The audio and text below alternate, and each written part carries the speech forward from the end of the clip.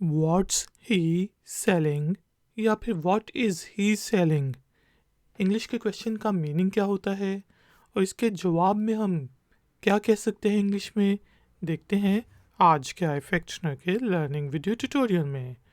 तो दोस्तों, व्हाट्स ही सेलिंग जो कि शॉर्ट फॉर्म है व्हाट इज़ ही सेलिंग का मीनिंग होता है वो क्या बेच रहा है। सेल से सेलिंग, सेल होता है बेचना, सेलिंग रहा है, बेच रहा है। व्हाट इज़ ही सेलिंग, वो क्या बेच रहा है। डिपेंडिंग अपॉन द सिचुएशन हम कह सकते हैं ही इज़ सेलिंग ऑरेंजेस, वो माल्टे बेच रहा है। ही इज़ सेलिंग कार्स, वो गाड़ियाँ बेच रहा है। He is not selling anything, वो कुछ भी नहीं बेच रहा है। तो दोस्तों, हमने देखा व्हाट इज़ ही सेलिंग का मीनिंग होता है वो क्या बेच रहा है। जवाब में हम कह सकते हैं ही इज़ सेलिंग ऑरेंजेस, वो माल्टे बेच रहा है।